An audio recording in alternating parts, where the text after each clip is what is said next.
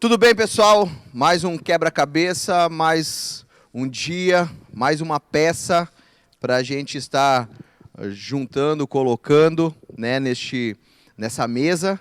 E hoje, um dia bastante especial, onde nós estaremos terminando a segunda temporada, vamos dizer assim, né, sobre colocando a Bíblia no seu devido lugar. Mas antes, para não ser tão mal educado, tudo bem, pastor Goulart? Tudo bem, graças a Deus. Tiago, tudo certo? Tudo bem. Então tá, tudo bem. Hoje nós vamos falar, a gente até pensou, né, vários títulos para este programa, para esses próximos 2 programas, mas dentro deste mesmo tema, né, colocando a Bíblia no seu devido lugar. Mas hoje nós vamos falar, poderíamos usar a luta pela fé, poderíamos usar cuidado com o que você está escutando, poderíamos usar os profetas da destruição, né? Se a gente quer ser mais pesado. Mas eu quero fazer uma introdução agora para nós desenvolvermos o assunto de hoje. Mas antes da gente desenvolver o assunto, não esqueça de compartilhar a TDA Quebra-Cabeça no Instagram. Nós estamos lá na página da igreja, nós estamos lá, então compartilhe. Esse vai ser um assunto bastante interessante. Então você preste muita atenção.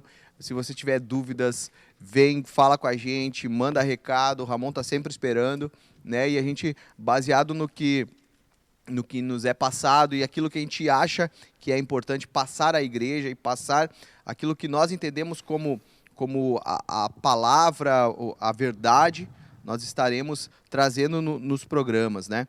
Então hoje nós vamos falar um pouquinho sobre a questão dos falsos profetas e os falsos mestres nos dias de hoje. Só uma introdução rápida, eu sei que a gente vai desenvolver o assunto, mas Judas, no livro de Judas conta, e ele teve uma grande luta ali, Judas, o livro de Judas, né?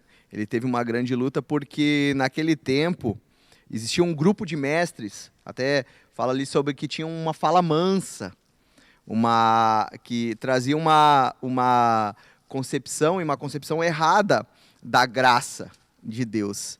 Eles diziam que a graça de Deus ela era como se liberasse para fazer aquilo que entendesse. E a questão não é o que eles faziam de errado, mas hoje nós vamos falar sobre aqueles que ensinavam o que é errado. Então, eu até separei um versículo para a introdução de 1 Timóteo 2,4, quando Paulo está falando a Timóteo, que ele fala ali sobre que a oração, sobre a importância de orarmos, a importância de nos consagrarmos, mas no capítulo 2, do verso 4 de 1 Timóteo, diz que a vontade de Deus, que todos se salvem e venham ao conhecimento da verdade. E hoje há muita palavra, muita pregação, há muitas formas e lugares para nós recebermos a palavra. Essa verdade que Paulo está trazendo, apontando para Timóteo é Jesus, a vida de Jesus, a palavra de Deus, a palavra da verdade, o que nos leva ao encontro de Jesus, o que nos prepara para morar com o Senhor. Essa verdade, quantas vezes é distorcida, né? Através de pregações. Então, é sobre isso que nós vamos falar hoje. O que os falsos mestres estão dizendo, estão falando. Existem os falsos mestres hoje? Essa é a questão. Podemos começar com o pastor Goulart? Pode ser? Amém. Bom, isso é um termo um tema um tanto quanto controverso, né, Tiago? É forte de a gente poder falar. Mas hoje, infelizmente, a gente tem visto, principalmente nos pastores midiáticos, né, cara? Que é óbvio, são os que aparecem, né? Porque o pastor da igreja pequena, aquele que fica lá dentro da sua igreja, esse cara não é visto. E quem não é visto não é lembrado. Então é óbvio que quando a gente fala a respeito disso, a gente está muito mais falando a respeito dos pastores midiáticos, dos televisivos, daqueles caras que aparecem, né?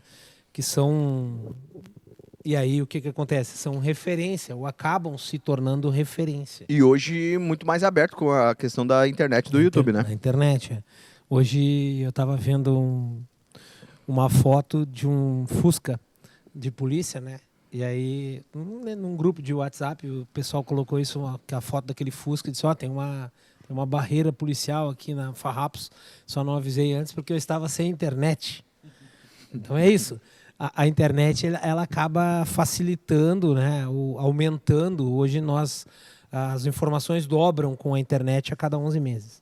Então, a cada 11 meses a gente recebe o dobro de informações que a gente recebia 11 meses atrás, né? A cada 11 meses. E, claro, isso acaba propagando muita coisa boa e acaba também propagando muita coisa que é complicada, assim. E, claro, uma coisa que a gente precisa entender, quando a gente está falando de teologia, quando a gente está falando a respeito de crença, quando a gente está falando a respeito de convergências ou divergências teológicas, isso é uma situação tanto quanto pessoal. É óbvio que a palavra fala que não andarão dois juntos se não concordarem. É óbvio que a gente acaba um pouco que nós aqui concordando nas nossas teologias, digamos assim, e por isso é óbvio que a gente anda junto, né? Porque é difícil você andar com uma pessoa que você acaba não concordando com aquilo que ele fala. Então, o que a gente vai trazer hoje, o que a gente vai falar hoje, é em relação a essas discordâncias teológicas que a gente tem em relação à posição de alguns desses líderes que se colocam hoje aí, no meu ponto de vista, conforme fala ali em Judas, no versículo 4, porque certos homens se introduziram com dissimulação, os quais antes estavam ordenados para esta condenação, homens impiedosos, que convertem a graça do nosso Deus em lascívia e que negam o único Senhor Deus e nosso Senhor Jesus Cristo. Daqui a pouco a gente fala sobre isso, porque parece, no meu ponto de vista, parece muitas vezes que alguns discursos, e eu quero falar a respeito de um discurso específico de um cara muito conhecido no Brasil, que se diz que prefere não usar a palavra Deus e sim algo maior. Um pastor, eu prefiro não usar a palavra Deus, eu prefiro usar algo maior. Ou então me foge a palavra agora, daqui a pouquinho eu me lembro, eu falo para vocês. Como se fosse um conchavo divino. É como se Deus fizesse meios jeitos, ou Deus fizesse, burlasse as coisas para que desse as coisas certas para mim. Eu não consigo entender e eu não consigo aceitar esse tipo de teologia. Dentro mesmo dessa passagem de Judas ali, desse livro de Judas, irmão de Jesus, ele estava numa constante luta contra os hereges. E é um tempo da igreja lutar essa apologética, né? Que é a Sim. defesa da Escritura. Da Escritura. Mesmo no meio cristão, dentro do meio cristão. Olha aqui, pastor Jeff, versículo 5. Mas quero, portanto, lembrar-vos, embora já sabeis disso, como o Senhor salvou o povo na terra do Egito e destruiu depois os que não creram. Sim, mesmo no povo cristão. Tiago. Eu acho que sim, a gente tem que seguir os exemplos dos apóstolos, porque, gente, não vamos achar que certas coisas são novidade para nós hoje, né? Eu até estava brincando na aula passada, a gente fez na escola aqui, a gente estava estudando o livro de Esther. Não vai achar que Hitler foi o primeiro ser humano a querer exterminar com os judeus. O Holocausto já tinha sido tramado por Amã em 470 a.C. Então, Hitler nem foi original no seu intento. Muitos outros já quiseram matar os judeus, né? E se nós formos olhar os escritos de Paulo exortando Timóteo, o próprio apóstolo Pedro e Judas e tantos outros, né? Eles conviviam com essas dificuldades na igreja e no início da igreja, poucos anos depois da morte de Jesus.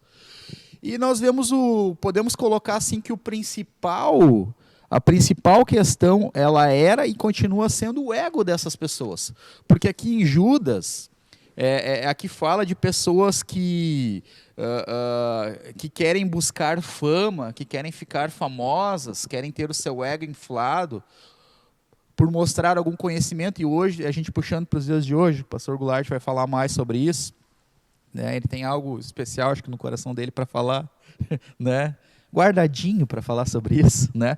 Mas é o que, gente? É mostrar uma revelação nova, algo fantástico, algo que as pessoas vão dizer assim, uau! Algo né? que ainda não tem na Bíblia. Isso, né? E a gente sempre brinca. Uma revelação. O mais trágico não é aquele camarada que está achando que está detonando, falando uma coisa que está além da Bíblia. O grande problema é justamente os outros bonequinhos tá falando, uau, que demais. Esse é o grande problema, gente. E uma coisa que a gente tem que tirar, daí entra, a gente brincou, né, conversando antes, o termo desmistificar, esse negócio de que achar que tudo que é falado na internet, de pastores e coisas, tudo isso é a palavra de Deus. Todo mundo fala a palavra de Deus, é sem erro, sem nada. Cara, não. A palavra de Deus, ela tem que ser medida, né? O apóstolo Paulo fala num dos termos mais fantásticos que há na Bíblia sobre um povo, que é os bereanos, que tudo que o apóstolo Paulo falava, os caras estavam lá vendo se aquilo lá era verdade ou não. E ele falou, os bereanos são o quê? São nobres, cara. Mais nobres. São mais nobres do que vocês, porque eles estão olhando na palavra, eles estão querendo aprender. Eles estão querendo ouvir, eles estão querendo mais, mas eles estão vendo se o que eu não estou falando é bobagem. E a gente tem que ver, hoje em dia, gente, essa questão, a gente tem que conhecer a palavra, porque tem muita gente buscando fama, buscando performance, buscando seguidores, buscando mais membros para suas igrejas, através de performance e de palavras reveladoras no YouTube, no Facebook, em postagens, em frases marcantes, em frases de impacto. E outra coisa, a gente não vai nem entrar no contexto, se for olhar a vida desse camarada, então, né? Nem vamos entrar nesse contexto, né? Se ele vive o que ele prega. Mas eu estou dizendo que ele já está pregando um algo a mais, né? Como disse assim, um algo maior, como o pastor Goulart falou do conchavo, né? Um algo a mais. Cara, a gente tem que procurar conhecer. Eu vou sempre bater nessa tecla repetitivos, né? A gente aqui da Igreja TDA Sapiranga, o nosso pastor fala de oração e palavra. É o pastinho verde. É nisso aí que tu vai conhecer, cara. Senão, me desculpe, nós vamos falar aqui hoje neste programa e no próximo. Você vai ser enganado. Você vai ser enganado. Ah, mas não... Não, você vai ser enganado, porque se você der ouvidos para tudo que é tipo de coisas, principalmente para esses pregadores midiáticos, você pode ter certeza que o embasamento deles na palavra é raso. É muito raso, gente. É muito raso. O negócio é mais performático. Né? Literalmente aquela coisa nojenta de buscar like, buscar seguidor para ficar famoso e para fazer como os fariseus, né? Para engordar. É tipo né? um show. É tipo um show. Tem aquela música do Resgate, que eu acho fantástico, né? Que fala assim, lembrem-se, né, dos fariseus que engordam do que é nosso e dos mercenários que cobram para nos dar o que é de graça. E só para mostrar que não é uma questão que não é temos nova. tantos seguidores e ciúmes. Mateus 24:11 diz, Jesus dizendo que numerosos falsos profetas surgirão e enganarão muitos. Tem uma outra passagem que fala que daí o que acontece? Deixa eu tentar concatenar meu pensamento. Muitas vezes as pessoas falam assim, eu tenho pena daquele povo que está lá ouvindo. Tá? Eu também concordo, eu tenho pena, tá? Dos falsos profetas e coisas e tal. Ou igrejas que buscam o evangelho de prosperidade, N motivos, tá? Mas a palavra fala, cara, que vai chegar um tempo em que as pessoas vão buscar ouvir aquilo que agrada o seu próprio ventre. Então, na verdade, Tiago, o que acontece? Nós falamos aí alguns programas atrás, quando nós falamos a respeito da Bíblia, nós falamos do antropopatismo e do antropoformismo, que seria a Bíblia dando formas humanas para Deus, né? O antropoformismo, a mão de Deus, coisa assim. Depois nós falamos do antropopatismo, que seria os sentimentos humanos para Deus. A igreja hoje, cara, ela tá recheada de antropocentrismo, aonde o homem é o centro de tudo. As pregações, elas não são mais de Deus, elas são para acalentar o ego humano. Elas são para dizer pro cara assim, ó, tu é o centro da vontade de Deus. Pinta e borda, porque Deus te ama. Ele não vai... E, cara, eu estava ouvindo agora, esses dias atrás, um pastor específico de uma determinada igreja muito conhecida, aqui, da Grande Porto Alegre, que fui líder de jovem deles, na juventude dele. E ele falando assim, fui criado na igreja, onde as pessoas diziam que eu não podia fazer nada. Me senti até arrasado, sabe? Não pode fazer nada, tudo é errado, tudo é pecado. E Cristo nos dá liberdade. Que liberdade, meus amados? Que liberdade. Vai para João 8, onde Jesus fala que a liberdade que nós temos é em cumprir aquilo que Deus manda. Vai para a oração de Jesus, rapaz, lá no Getsemane, quando ele diz, passa de mim esse cálice, mas toda vez seja feita a tua vontade. Vai para Jesus falando que se ele orasse e pedisse, Deus mandava 12 legiões de anjos, mas em vez disso ele ficou ali, cumprindo a vontade de Deus. Então, querido, a liberdade que eu tenho é liberdade nenhuma. A liberdade que eu tenho é a liberdade de fazer aquilo que Deus quer na minha vida. Ah, mas eu posso todas as coisas. Sim, pode, mas nem todas te convêm, meu querido. Te acorda para essas coisas. Porque quando a igreja está recheada desse antropocentrismo, onde diz que o homem é o centro da vontade de Deus... hoje eu estou indignado, pastor Jeff. Me perdoa. Separou algo de Jeremias. Eu tô aqui, ó. Essa aqui, ó, entra na questão do profetas da destruição. Tá? Hoje eu mexi com os homens. Profeta da destruição. Eu ouvi esse termo uma vez, tá? Eu ouvi esse termo uma vez de um pastor, agora eu não me recordo tal, mas já vou dar o devido crédito para ele, tá? É profetas da destruição. E eu achei fantástico e é justamente inserido nisso aqui. E veja como o ciclo se repete, né? A Bíblia ela aponta para passagens que aquelas pessoas viveram, mas aponta para realidades que a gente vive no dia de hoje. Jeremias, se a gente for ver, só dando um breve ensino do que trata o livro de Jeremias, ele foi um grande profeta.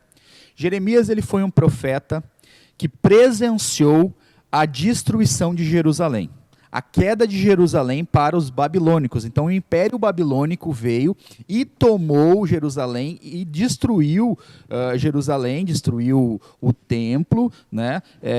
Levou todos aqueles utensílios maravilhosos que Salomão, né, toda a sua glória tinha. Então Jeremias havia sido profetizado para Jeremias, Deus profetizou para Jeremias que o cálice da ira de Deus contra Jerusalém, contra os judeus, tinha chegado ao limite. Ele profetizou dizendo, eu vou levar os judeus cativos para a Babilônia, e eles ficarão lá por 70 anos. Por quê? Porque eles me traíram. Né?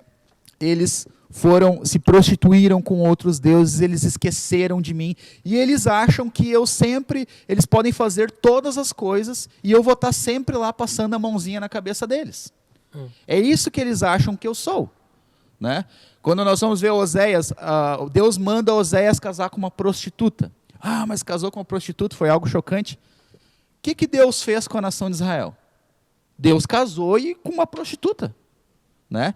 Com alguém que trocou ele, que trocava ele, né? Então Deus, na verdade, Deus usou o cativeiro babilônico para curar, para eliminar com essa prostituição e essa idolatria do povo. Mas Jeremias, Deus profetizou para Jeremias que Israel iria para o cativeiro e iria passar 70 anos no cativeiro. 70 anos. Não vou entrar na questão dos 70 anos, depois você estude, né? Mas é um número fechado. 70 anos. No capítulo 28 de Jeremias, vem um profeta Ananias. E, gente, só para constar, tá? Jeremias as suas pregações elas não eram muito famosas naquele tempo, tá? As profecias não eram bem vistas pelo povo, né? Porque ele profetizava juízo de Deus, ele profetizava, quando falava profetizava, não é somente, a palavra de Deus veio a mim, e Deus que te digo, não, eis que te digo, né, Deus manda te dizer, não era somente este ponto, mas ele dizia, ele corrigia o povo, ele tentava mostrar arrependimento, volta para Deus, elimine seus ídolos, busque a Deus, né? Seja humilde, ajude as outras pessoas, mostre misericórdia. Era isso que era uma função do profeta também, né? E daí olha só, em 28 diz assim, no 5º mês daquele ano, o 4º ano, no início do reinado de Zedequias, rei de Judá, Ananias, profeta natural de Gibeon, disse-me no templo do Senhor, na presença dos sacerdotes e de todo o povo. Aí Jeremias está falando, né? Então que o Ananias falou para ele, assim diz o Senhor dos exércitos, Deus de Israel, eu quebrarei o jugo do rei da Babilônia. Em 2 anos eu trarei de volta a este lugar todos os utensílios do templo que Nabucodonosor, rei da Babilônia, tirou daqui e levou para a Babilônia. Lembra? Eles tinham sido levados cativos. E Jeremias falou, vocês vão ficar 70 anos lá, construam casas lá, cuidem de seus filhos, cuidem para que vocês possam sobreviver, se estabeleçam na terra que vocês vão levar dos cativos, porque vocês vão ficar muito tempo lá, você e seus filhos. E o Ananias disse, em 2 anos trarei você de volta a este lugar, trarei de volta a esse lugar todos os utensílios do templo, que Nabucodonosor, rei da Babilônia, tirou e levou para a Babilônia. Trarei também de volta a este lugar Joaquim, filho de Joaquim, rei de Judá, e todos os exilados de Judá que foram para a Babilônia. Diz o Senhor, pois quebrarei o jugo do rei da Babilônia. Olha que profecia maravilhosa. E o povo, uau. Antropocentrista, hein? Uau. Né? Tá bom para mim, né? Nossa, que demais. Esse é o cara que eu quero ouvir.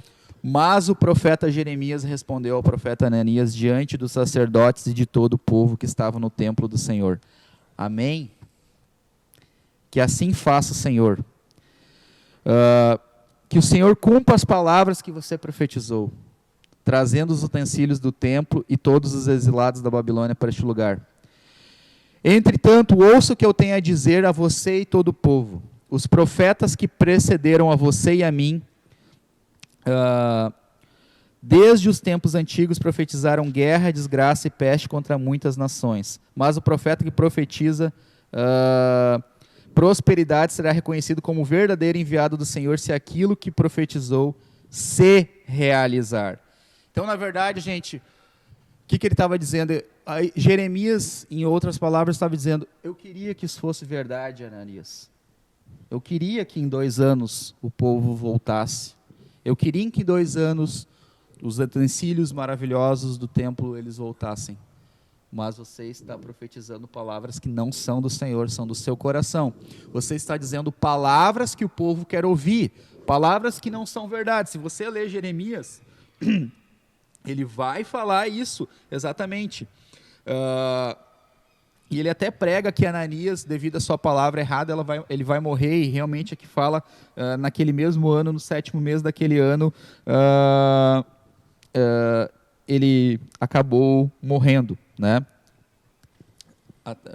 Então, gente, o que isso mostra? Olha o que diz no 15, Tiago. Então disse o profeta Jeremias ao profeta Ananias, ouve agora, Ananias, o Senhor não te enviou, isso mesmo. Porém tu fazes este povo confiar em uma mentira. Exato. E daí nós temos a questão do profeta da destruição, puxando para os dias de hoje.